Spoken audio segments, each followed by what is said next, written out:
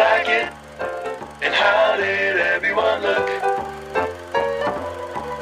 Are we stealing stuff from it? Is it problematic? It's brunch movie reviews.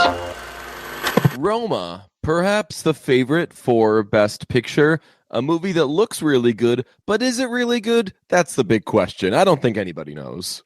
Yeah, it's a movie that definitely appeals to like the film people rather than the movie People who can't explain why it was good, but they're just like, oh, well, if you didn't like it, I guess you just didn't get it. And I'm like, well, you did get it. So what was good about it? And they don't have an answer. This is definitely one of those movies that people will say that they like to make them seem smart.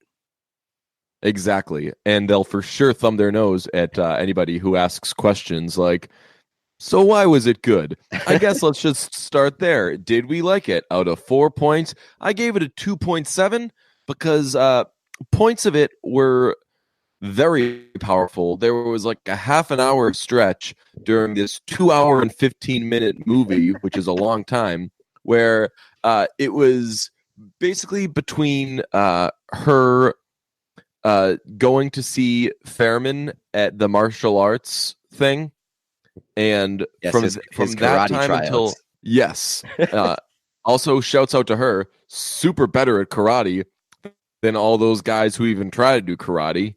So good for her. From then until she delivers the baby, that is like a very can't take your eyes off it stretch.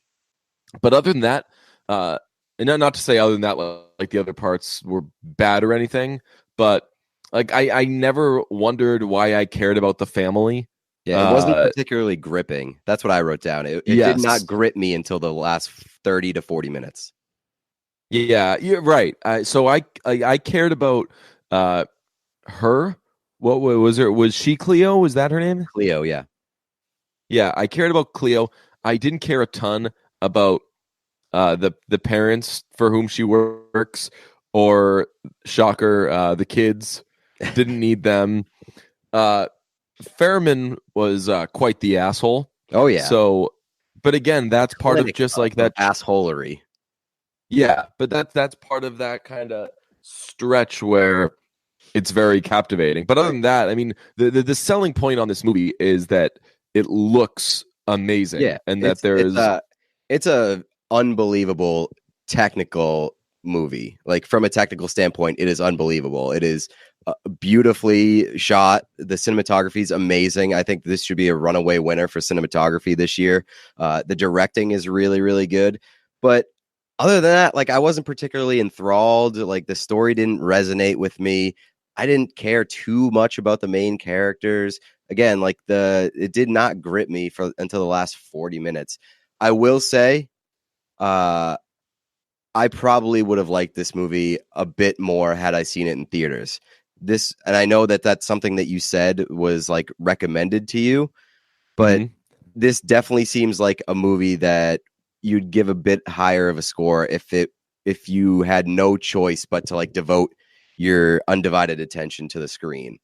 That's why I feel like it's a really weird movie to release on Netflix, because like one, it's so much about the technical aspects of it that like that's amplified on a bigger screen, and two, it's such a slow burn that it's like you're doing yourself so much more of a favor to see it in the theater where you have no other option than to like give it your undivided attention.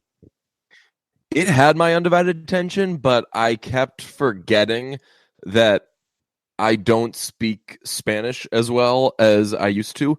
So I kept looking away from the subtitles and not looking at the subtitles, and then being like, "Oh, I just missed like 4 minutes." So I would go back and rewatch it. Beautiful, like everything, like all the shots are amazing. You want to like look and examine everything in a shot, but then there are all these subtitles that you have to read.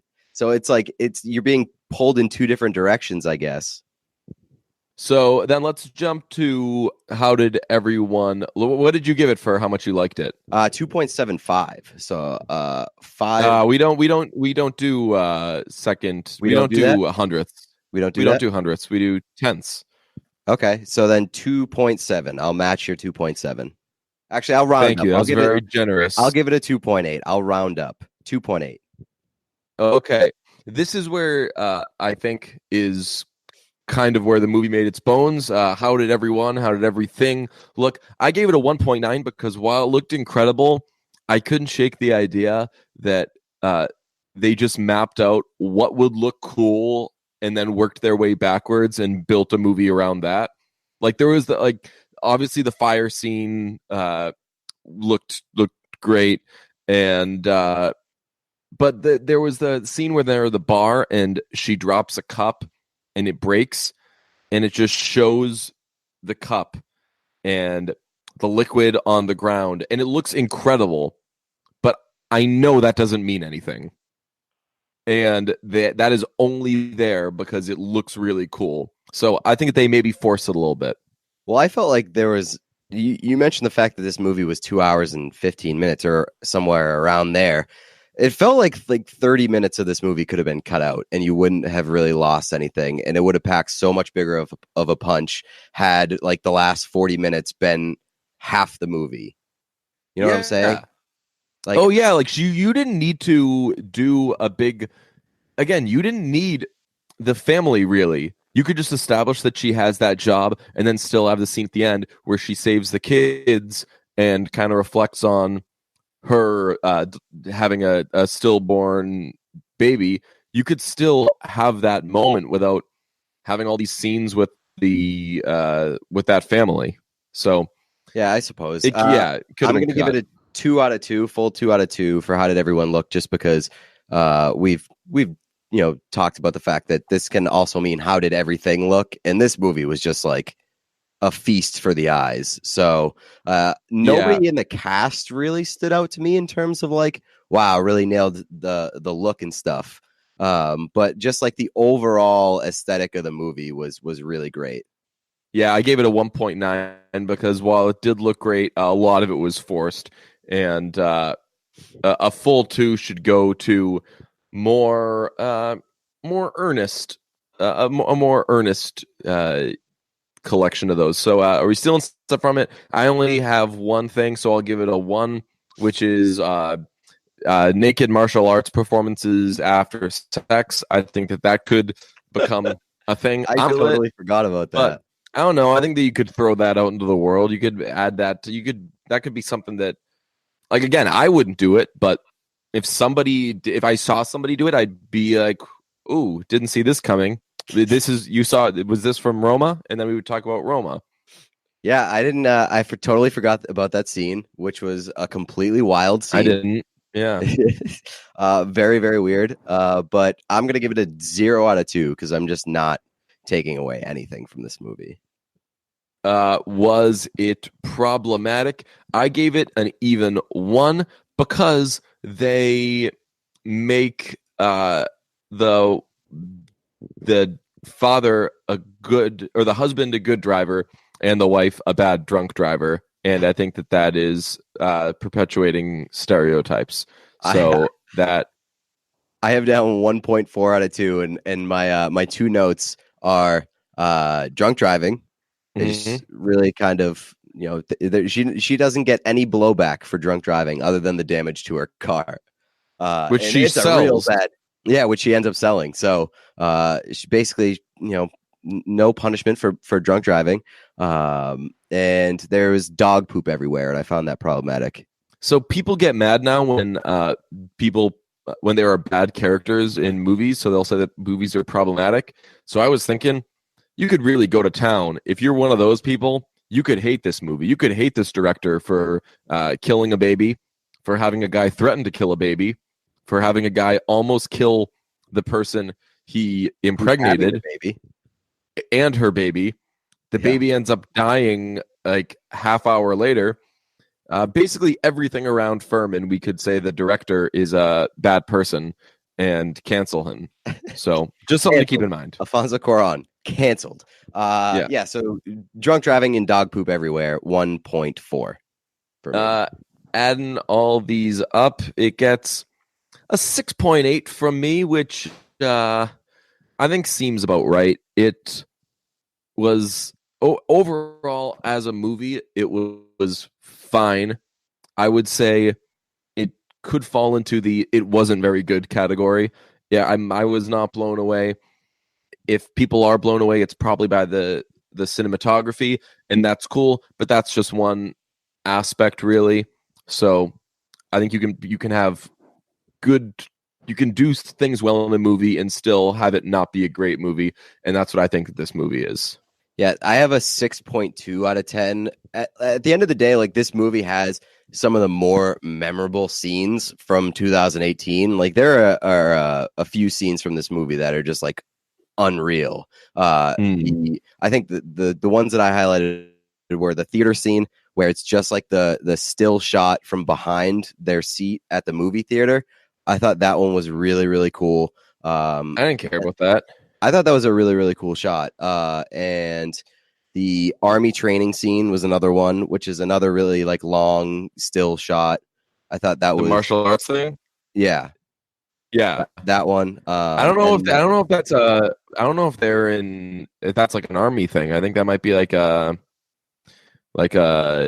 some sort of extracurricular military. Well, thing. yeah, it was, I guess, a militant thing, whether it was army or militant. So it was a collection of people men. ready to kill people. Right, exactly. So that training scene was great, and then obviously the one that stands out is well, I guess there's two other ones that stand out as like the real headliners, which is the birthing scene, which was crazy intense. Yeah. And then the beach scene was really, really intense as well, and just like such a good shot when they're. I think that bigger than all those was the scene right before she gave birth, which was when they're in the store shopping for stuff, and that one was crazy too. Everyone's like running through, and it's the only time you see somebody actually get killed. There were a lot crazy. Yep. I guess my like, just summing up my thoughts here, it's like this is the best picture favorite, and I sort of get it in the sense that like the Academy wants to award filmmaking, and this is clearly like a really good job. Make a better film than. This is clearly like a really good job of filmmaking from the technical standpoint, but I feel like a Best Picture winner should be more accessible than this movie is. This movie just did not seem as accessible as I want a Best Picture to be. Like I want my Best Picture to offer something for film people and movie people, and somewhat meet in the middle to make a really great movie that can be like watched and enjoyed beyond like one viewing. And I just don't think that I'm ever going to be compelled to watch this movie again. I think that you're selling yourself short by saying that it's because it wasn't accessible. You're saying that like you weren't smart enough to like the movie. I don't think that that's true. I think that it just wasn't that good of a movie. And yeah, I don't think it's an accessibility thing, because there are a lot of movies that aren't accessible, and whether with multiple watchings or whatever, or just reflecting after seeing it, you can grow to love it. I don't see this as that kind of movie. I just think it wasn't that good of a movie, and I think that a lot of people are going to be compelled to call it great because, again, just because of how amazing it looked. And sure, it looked better than a lot of things that were nominated, but there's a category for that, and that's not Best Picture. So I think certainly an overrated movie, but this year had a lot of movies that were overrated get nominated. I think that this would be a really like a low point for Best Picture. Again, I didn't hate the movie, but I didn't think it was very good. Fair enough. And and that wraps up our Best Picture reviews. Go look at our picks on the website. We made or listen to the other podcast, the Oscars preview podcast. We're done here. Thank you very much. Yeah. Goodbye.